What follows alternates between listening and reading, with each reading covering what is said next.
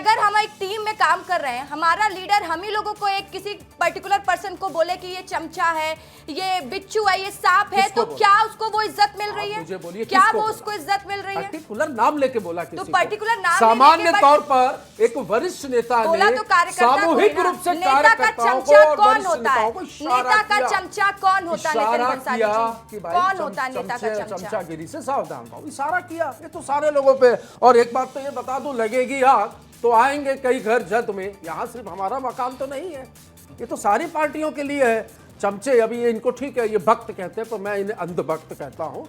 चमचे तो सब जगह ठीक है, इस पर जवाब दीजिएगा। तौकीर रजा जी, मतलब बीजेपी के लोग ही कांग्रेस के बड़े नेताओं के चमचे हैं, ऐसा मान ले क्या? देखिए, इज्जत की अगर आप बात करें तो यही बात एक शेर से बोल दूं कि इज्जत किसे कहते हैं उसे क्या बताएं, इज्जत किसे कहते हैं उसे क्या बताएं। जिल्लत जिन्हें कभी महसूस नहीं होती, यही इनकी रीति नीति सम्मेलन रखा गया रसिका जी। और आप अपने कार्यकर्ताओं को बेइज्जती कर रहे हैं, और बेइज्जती करने के बाद ये इस प्रकार से, अरे आप शेर पढ़ते तब कुछ नहीं होता, हम शेर पढ़ते आपको कभी सम्मेलन नजर आता है तो चलो कभी सम्मेलन तो नजर आता है, कुत्ता बिल्ली भोगने वाली चीजें तो नजर नहीं आ रही आपको। ये बता रहा है कि आप भोग रहे हैं साहब, वो तो समझ में आता है। आपका अध्यक्ष भोगेगा तो आप भी वही काम करेंगे ना, क्योंकि संस्कार है हमारे संस्कार। मैं तो यही कह रहा हूं, वही बोल रहे हैं, अरे यही बताता है, यही बताता है इस तरीके का शब्द है, इसको कहिए सार्वजनिक रूप से माफी मांगिए, ये भौंकेगा।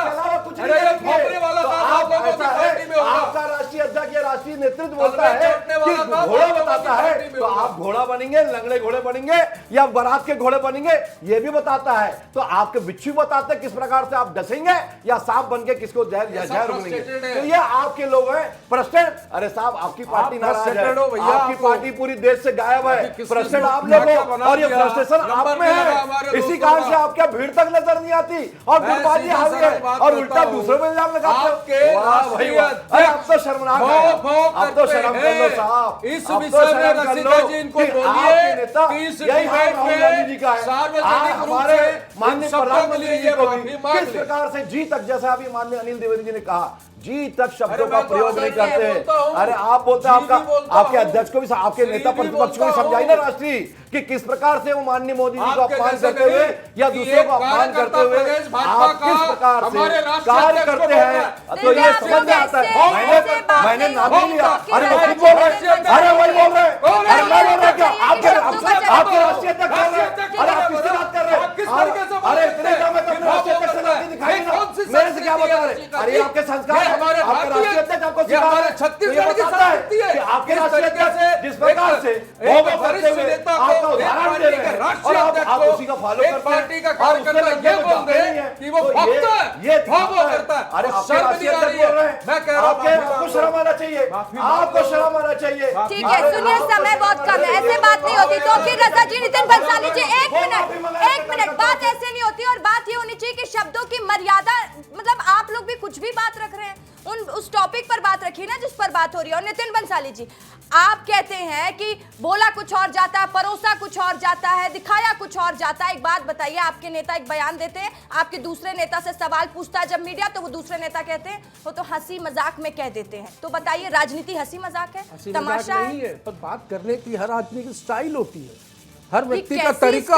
बहुत बढ़िया स्टाइल भाई। राजनीति में चमचागिरी से सावधान रहे, चमचों से सावधान रहे, किसी का नाम नहीं लिया, पर उन्होंने शब्दों में संगठन में कुछ ऐसे लोग होंगे उनको हिदायत दे दी स्पष्ट शब्दों में। और मैंने तो कहा कि लगेगी आग तो कई घर आएंगे जद में। यहाँ पर सिर्फ हमारा मकान तो नहीं है, राजनीति में ये बहुत सामान्य चीज है, चमचे होते हैं।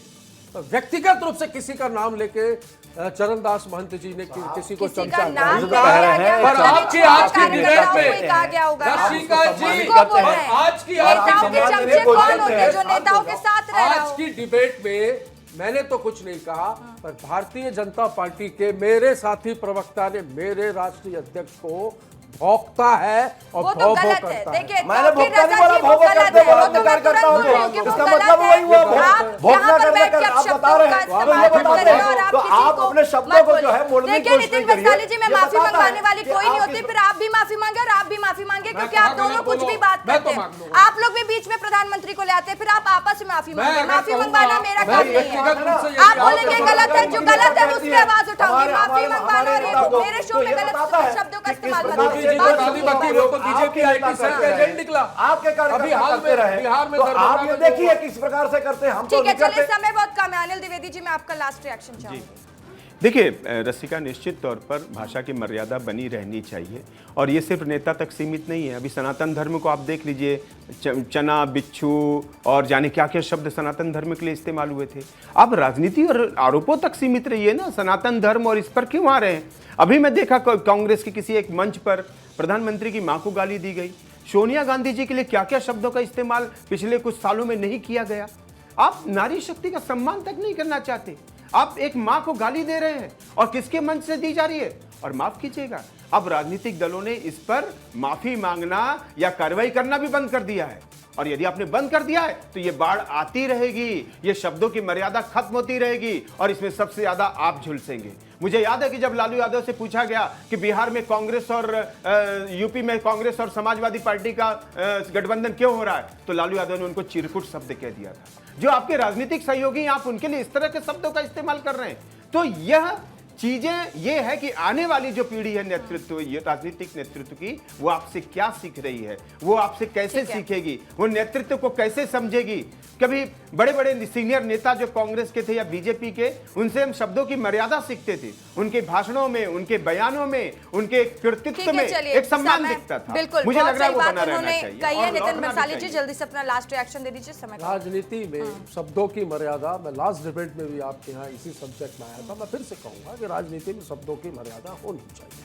और ये मेरे लिए, इनके लिए नहीं, सभी के लिए, बिल्कुल सभी दलों के लिए शब्दों की मर्यादा होनी चाहिए। तौकीर रजा जी, नहीं, बिल्कुल देखिए, राजनीतिक शुचिता के हिसाब से जो एक शुचिता है वो होना चाहिए। अगर शुचिता अगर ऐसी हमारे वरिष्ठ या इनके वरिष्ठ अगर बिगाड़ते रहेंगे तो बिल्कुल ये है कि वही सीखेंगे जो आपके नेता जो बोलते हैं। तो इस प्रकार से अगर आपके नेता बोलते हैं और उसको आप लोग बढ़ावा देते हैं, जैसे अनिल जी ने कहा कि माफ़ी भी नहीं मांगते, तो वो तो बढ़ता चला जाएगा। पहले तो लगाम खुद के घर में लगाना चाहिए, खुद के बड़े नेताओं को अपनी लगाम लगाना चाहिए और ये संदेश देना चाहिए कि आगे से ये चीज़ ना हो, तो दूसरे उससे सीख मिलेगी कि कार्यकर्ताओं के भैया हमारे नेता ने इस बात को माफी मांगी, चाहे दोनों ही पार्टी के दिग्गज हो, किसी को भी ऐसे बयान नहीं देने चाहिए। और सबसे बड़ा सवाल यही उठता है क्योंकि आने वाली पीढ़ी, जो जनरेशन है, जो राजनीति में आ भी रही, वो क्या सीखेगी इससे फिर।